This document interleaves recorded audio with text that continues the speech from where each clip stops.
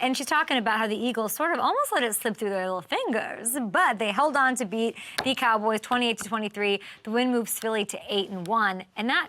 Listen, it's them and everybody else. That puts them in the driver's seat in the NFC. They're 1.5 games up on the Lions for the 1 seed, 2.5 up on Dallas for the division lead as they head into their bye. And looking at this game, the Eagles' approach wasn't their prettiest, wasn't their cutest of the season, but I think it was by design, and it led them to taking home the W. The Eagles, they decided, something I love, something I wish other teams around the NFL would do. I don't know, Packers finally giving the ball to Aaron Jones. I don't know, like, Bills, why don't you use your run game? I don't know, where's Derrick Henry? The Eagles said, okay, I get it. We're going to go with our run-heavy approach. And they weren't even super efficient with it, but they stuck with it, and it ultimately worked. You love to see it. They ran it 33 times, 3.3 yards per carry. They threw just 23 times. Just 23 times. They've been averaging just under 38 per game over the last 6 weeks. But look what that turned into. Voila! Jalen had one of his most efficient games of his entire season, posting a near-perfect passer rating. And yes, his passes were on point. But to me, it's like boring, whatever. Like, commitment to the run. Just keep showing that. Put a ring on it. Go to K Jewelers. You see all those holiday commercials, like those, Hellsberg diamonds. Those people are like making out underwater. I saw a commercial yesterday. Like, how does this do with engagement? How is this practical at all? They're like in the water, like I don't even know, Ariel and Prince Eric. Anyway, they put a ring on it. They committed to the run, okay? Slowly and slowing down this pass rush. And drawing more defenders to the line of scrimmage. That opened things up against the Cowboys. Great defense. Are they not top 5, guys? Top 5 pass defense? Come on now.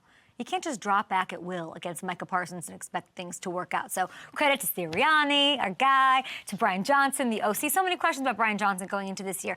Staying patient, I like the approach, and it paid dividends for them as the game went on. And that's what makes the Eagles so dangerous, people. They're so relentless on the ground, and then, of course, deadly through the air with my MVP candidate choice. By the way, everybody's now, A.J. Brown could be. I'm like, oh, cool.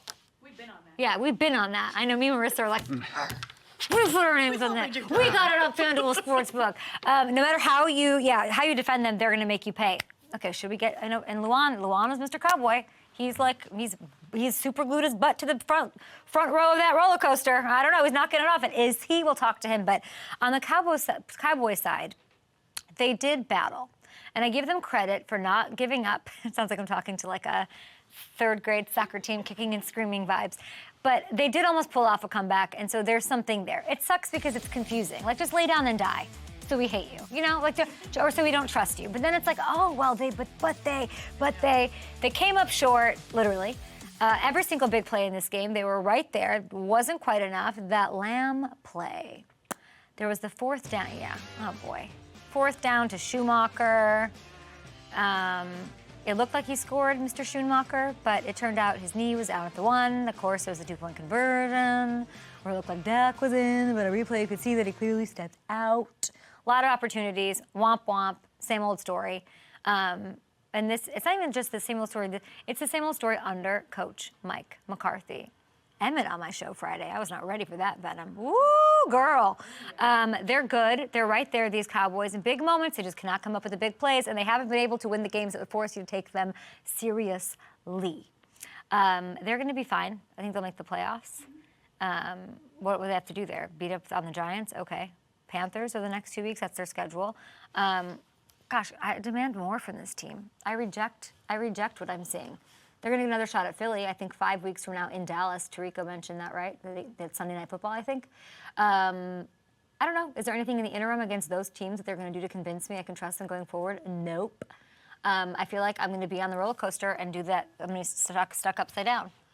Like happens sometimes at Six Flags or other devastating plays. I don't want that. Okay? They have to win one of these big games at some point. The Cowboys game against the Eagles, of course. You are, as I said, you've super glued your butt to the front row of a rinky-dink, sort of like, I don't even know, wooden roller coaster that is the Cowboys.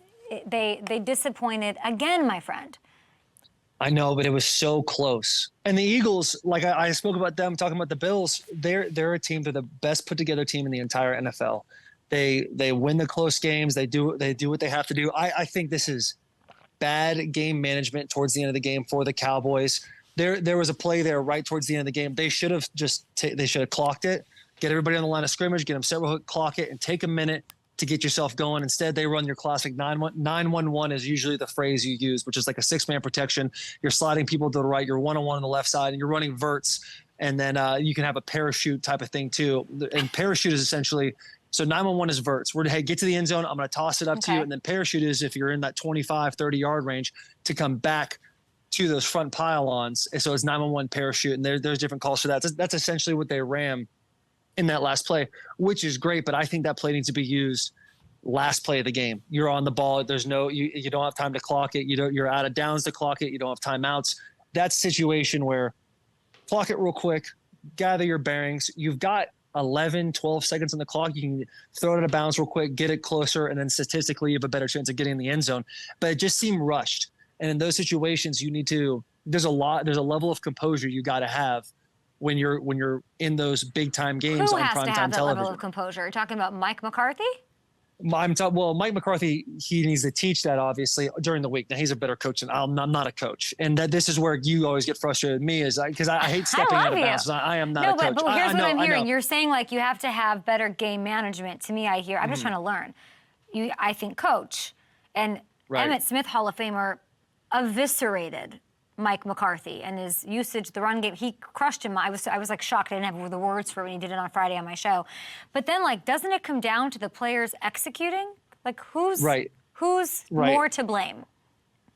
I think in this situation, well, it's a double-edged sword. It's a 50-50 situation because for the coaching, it's your job to instill what you need to do in strategic situations like 2 minute, like with 45 seconds left. You have to understand, every player needs to understand the basics of a 2-minute drill, where if you're playing the sideline or you're throwing the middle of the field, how many timeouts you have. When you're a receiver, you have the ball, run it to the official. Those officials are so out of shape. Those guys can't run a 45-minute mile. You need to go give it to them. They can't catch. There's no hand-eye coordination. You need to give them the ball and get set quickly. And so it goes into both. And it's on Dak Prescott as well to understand those things. He's got the green dot. They're telling him what to do in there. But, for me, if I'm a coach, which I'm not, I'm telling those guys, hey, you need to clock it real quick. And then we need to gather our bearings. And we have it was second down, so you have two more plays to get what you need to get done. You're just saying it's both.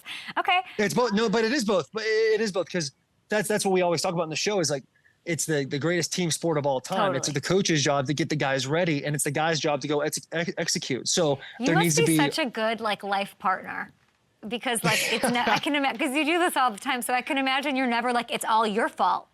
It's all my fault. You're like, it's both of us. It's a team. Workflow wins championships. Like you never played the blame game, I bet, at home either, huh? That must be. No, I can be bad about that. I love you painting me in this picture, but I bet you my wife would get on here right now and be like, listen, he does like to throw a little shade once in a while.